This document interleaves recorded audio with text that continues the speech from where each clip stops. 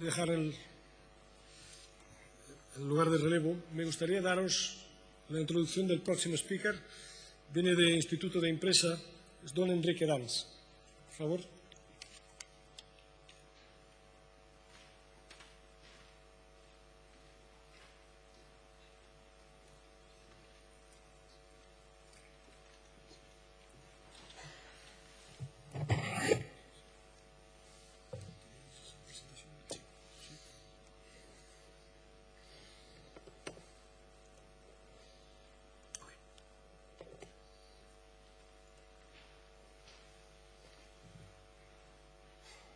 Buenos días. Yo soy eso que se interpone entre vosotros y el café. Con lo cual, vamos a intentar ser relativamente breves. ¿Cuál es mi plan para la ponencia de hoy? Pues un poco lo que pensé es en no traeros prácticamente pues, datos, estadísticas, teorías, etcétera. Me ha parecido más positivo en un momento dado traeros elementos de reflexión. Cosas que podemos internalizar y darles un par de vueltas y pensar sobre ellas, ¿no? Entonces, voy a empezar hablando de historia. Historia relativamente reciente, tan reciente como esto, por ejemplo. Esa época que seguro que os suena a todos bastante, está muy cerquita.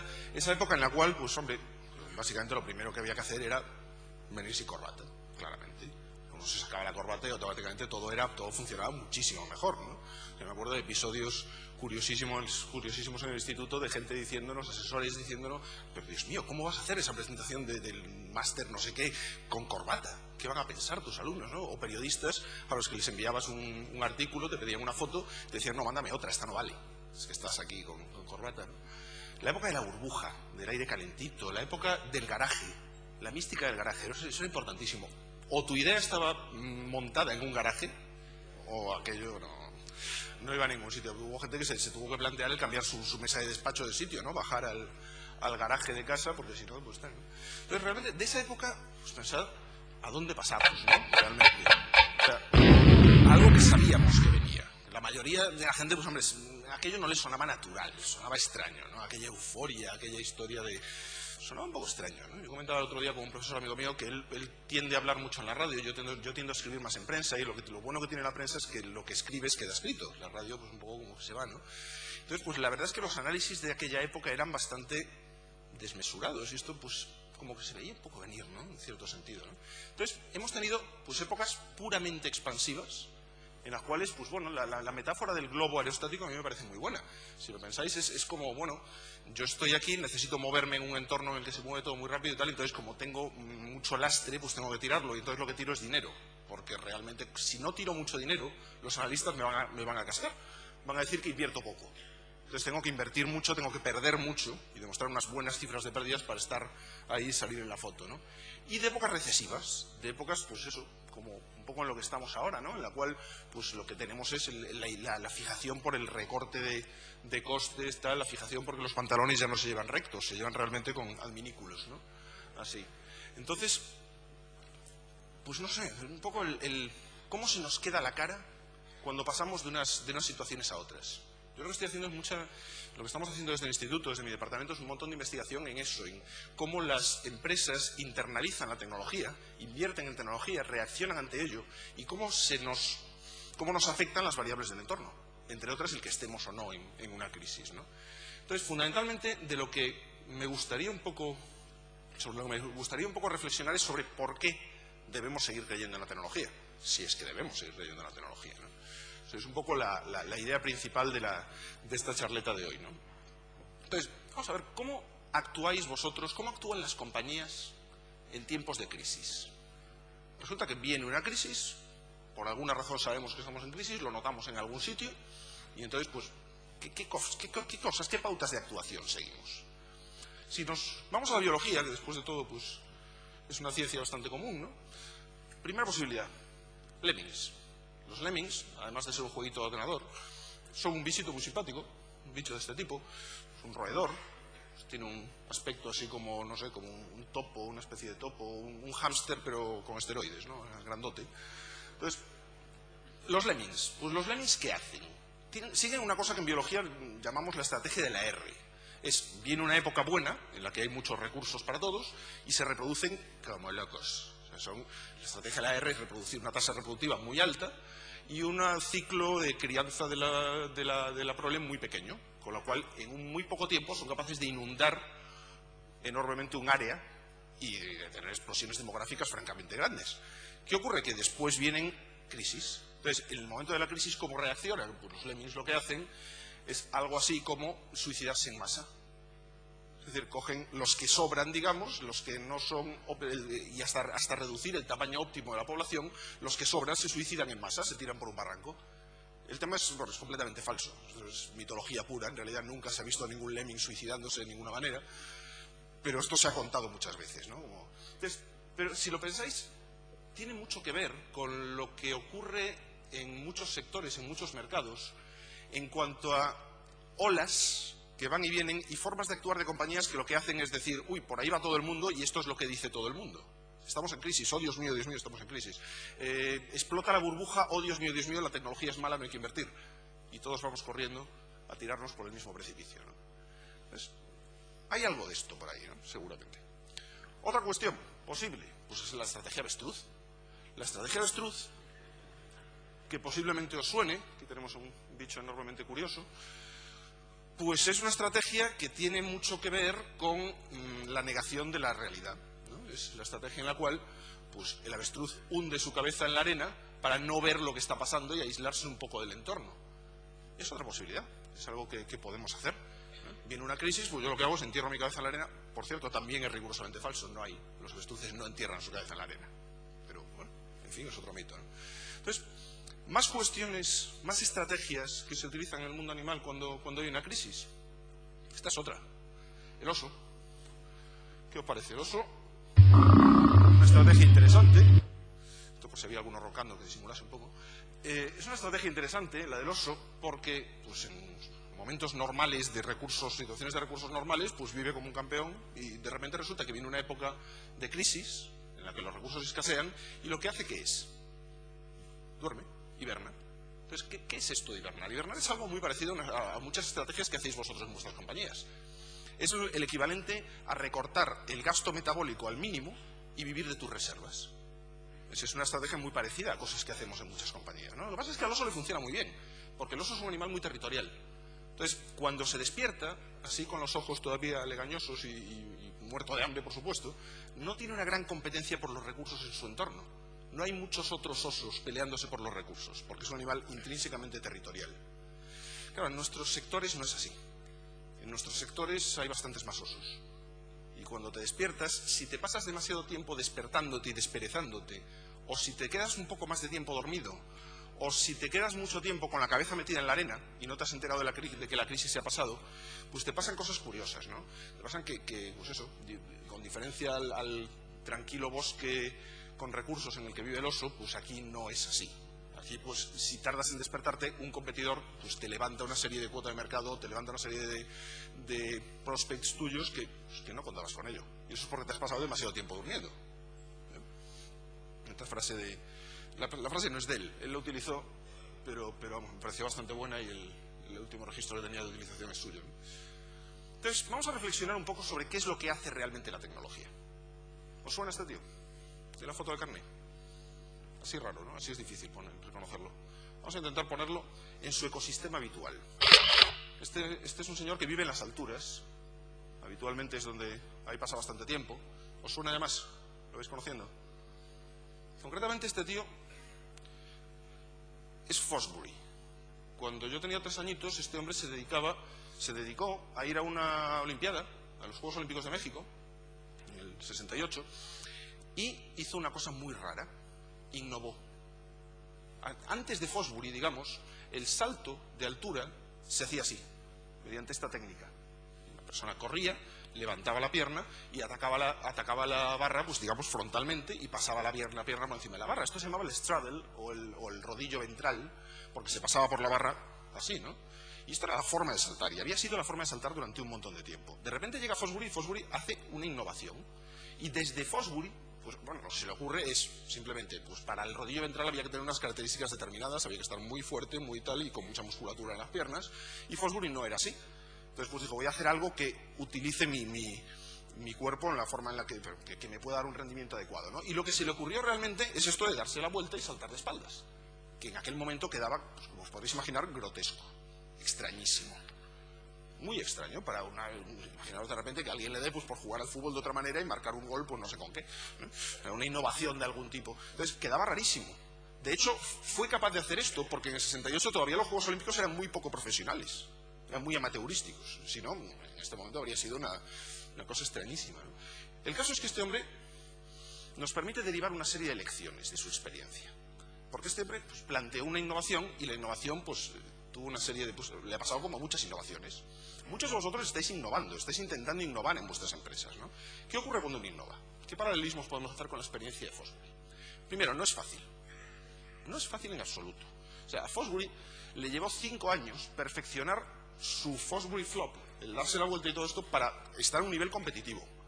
Y aún estando a un nivel competitivo, la mayoría de sus saltos en la final de las Olimpiadas de México 68, pues los pasó en el segundo y tercer intento. Su técnica no estaba todavía perfectamente depurada. Es lo mismo que nos pasa en tecnología. Las innovaciones de tecnología son en sí difíciles de implantar. O sea, no es fácil. Y además la evidencia de retornos muchas veces no es inmediata. Si queremos medir el ROI, a mí me parece muy interesante lo del retorno real de la inversión, no podemos quedarnos con determinados aspectos del ROI. Hay aspectos del ROI que a lo mejor van más a largo, que son pues, ganancias en calidad, percepción de los clientes, etcétera, que a lo mejor no son inmediatamente evidentes, ¿no? Segunda cuestión, era mucho más fácil seguir igual. Estaba todo mucho más tranquilo, el panorama mucho menos alborotado. La técnica llevaba siglos en vigor y ¿qué ocurre? Pues que muchas veces implantamos un proyecto de tecnología y lo que tenemos son resistencias grandes a ese cambio. La inercia es un principio de la física, que es que todos los cuerpos tienen resistencia a cambiar su estado de reposo o movimiento, ¿no? Siguiente cuestión, siempre aparecen detractores. En toda innovación, pues fijaros lo que le pasó a Fosbury. Su propia federación tardó 6 años en aceptar, en recomendar a sus atletas que hiciesen el salto mediante el Fosbury Flop, ¿no? A pesar de que claramente técnicamente era superior. Esto pasa muchas veces y además ahora, en la época posburbujas, es mucho más fácil que la gente se anime a criticar las inversiones en tecnología. Entonces, pues nos encontramos detractores. El entrenador del equipo, Peyton Jordan, el entrenador del equipo USA de aquella misma Olimpiada, dijo esto.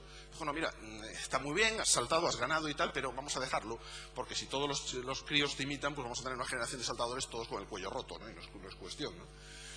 Sin embargo, ¿qué ocurrió? Pues 12 años después, 13 de los finalistas, de los 16 finalistas en las Olimpiadas, en 3 Olimpiadas después, utilizaban el estilo de Fosbury, ¿no? De Dick Fosbury. Pero fijaros, 12 años después, no está mal, ¿no? Entonces, siguiente cuestión, no es rápido. No es rápido, innovar no es rápido. Si a Fosbury le llevó una década completa conseguir que su innovación técnicamente superior se hiciese, pues pensad en la tecnología, en la inversión en tecnología, siempre hay factores que no son llego, pongo un CD, cargo el software y funciona. Hay factores de los que yo llamo blanditos, ¿no? Factores, digamos, ligados a las personas, a la formación que damos a las personas, al alinear los objetivos personales de esta gente, de mis propios empleados, con los objetivos corporativos. Yo puedo tener un fantástico software que ayude a mis vendedores a vender, pero si mis vendedores lo perciben como una vigilancia que tengo sobre ellos, no lo van a querer utilizar. Tengo que alinearlos. Y esto es muy difícil, no es rápido, no es una cosa rápida, ¿no? Por otro lado, es eficiente. Es eficiente, es decir, en el caso de Fosbury, si veis la gráfica de progresión de los récords de salto de altura, en el momento en que se innova esto, se da un salto de casi 10 centímetros, en muy poco tiempo. Era un sector, digamos, maduro, donde cada centímetro, cada punto porcentual que se ganaba, pues costaba mucho, y de repente, flash, una discontinuidad. Esto ocurre mucho en tecnología. O sea, en tecnología hay ganancias, hay ahorros notables, medibles, mesurables, en bastantes epígrafes. Lo que se llama la paradoja de la productividad está muerta. La paradoja de la productividad surgió a partir de que un señor, Robert Solow, premio Nobel de Economía, dijo algo así como, mira, yo es que veo ordenadores en todas partes, menos en las estadísticas de productividad. No soy capaz de asociar a un sector una productividad mayor correlacionándola con la inversión de ese sector en tecnologías de la información. Esto es duro. Si tú eres un director de tecnologías de información de una gran empresa y viene Robert Solow y te dice esto, pues te quedas como, joder, aquí tengo un premio Nobel cuestionando toda mi esencia. Yo estoy aquí como, ¿qué? Como peso muerto. Entonces, pero realmente esto ha desaparecido. Matemáticamente podemos ya demostrar lo que ocurría eran muchos efectos. Ocurrían efectos, pues lo que os comentaba, de la maduración de la inversión en tecnologías. No es rápido. Hay una ola que hay que pasar para poder empezar a medir eso. Además, es muy difícilmente medible. Y además hay un efecto, si yo lo compruebo sectorialmente, hay un efecto de ganadores y perdedores.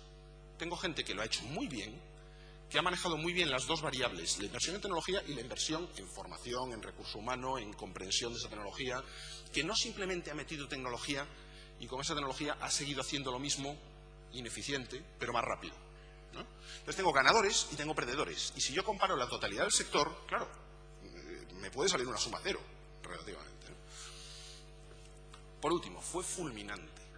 Si lo pensáis, todos aquellos atletas que decidieron ignorar el Fosbury Flop no volvieron a ganar medallas en Juegos Olímpicos. Con lo cual, no pudieron ser competitivos. Entonces, la pregunta es, ¿se puede competir con alguien en tu mismo sector que, por ejemplo, compra un 5% más barato? O que se ahorra, pues eso, un porcentaje alto en sus costes, pues, o en su stock, o que da a sus clientes un trato diferencialmente mejor. ¿Se puede competir con eso? A medio plazo, no. Entonces, ¿por qué es importante invertir en tiempo de crisis? Pues un poco por la filosofía el cuento es de un psicólogo argentino. Es un cuento de dos ranas que van por ahí tranquilamente y de repente se caen en una olla llena de nata, ¿no? Y una de ellas dice, mira, es que esto es un mejunje, aquí no se puede nadar. Por lo tanto, pues yo, dado que nos vamos a ahogar porque aquí no hay quien nade, pues ya paro, me ahogo tranquila, ¿no? Mientras que la otra sigue dándole tranquilamente a ver si, pues oye, a ver si pasa algo, ¿no? Y lo que ocurre realmente es que lo que hace es cuajar la nata, convertirla en mantequilla, convertirla en un bloque y ser capaz de saltar tranquilamente fuera. Esto es incremental. Esto no es llegar, poner un CD, se acabó la crisis y ahora voy a reaccionar, me despierto, saco la cabeza de la arena, compro un software, lo instalo y funciona. Esto no es así. La filosofía del garaje tiene un buen punto, un buen paralelismo que podemos hacer. Y es que en tiempo de crisis te vas al garaje para ponerte a punto. Entonces, ¿por qué seguir invirtiendo en tecnología? Pues porque funciona. Porque hemos ya tenido bastantes oportunidades de comprobar que esos rendimientos se dan. Que no es fácil, que no es rápido, que no tal, que siempre hay detractores, que es más fácil seguir igual, pero se dan. Y lo hemos comprobado mediante investigación rigurosa, mediante irnos a las empresas, medir antes, después y comparar. Y lo ha comprobado, por ejemplo, pues Eric Bryn-Jolson, profesor del MIT, pues fue la primera persona que sacó un estudio serio en el entorno de las Fortune 500, en el cual comprobaba que efectivamente ocurría esto, ¿no? ¿Qué ocurre? Que la falta de evidencia no es lo mismo que la evidencia de una falta. El que a veces no sea fácil medir no quiere decir que eso no exista como tal. Entonces yo jugaba mucho conceptualmente con la idea de SAP del retorno medible, en cuanto a que creo que un cliente de SAP o de cualquier programa de aplicación de este tipo puede medir sus ganancias de rentabilidad cuando tiene el programa. Antes no. Antes hay muchísimos factores que no son medibles, simplemente están ahí, se descontrolan e incluso después también tiene su disciplina ser capaz de evaluar la rentabilidad. Pero claro, si tú le dices a un cliente, pues hombre, vas a poder evaluar tu rentabilidad, una vez que hayas puesto esto y que tengas muchas más cosas controladas, ¿no? Ahí es donde creo que está el punto. Entonces, realmente, ¿por qué invertimos en tecnología? Pues por esto. Porque la tecnología nos da flexibilidad.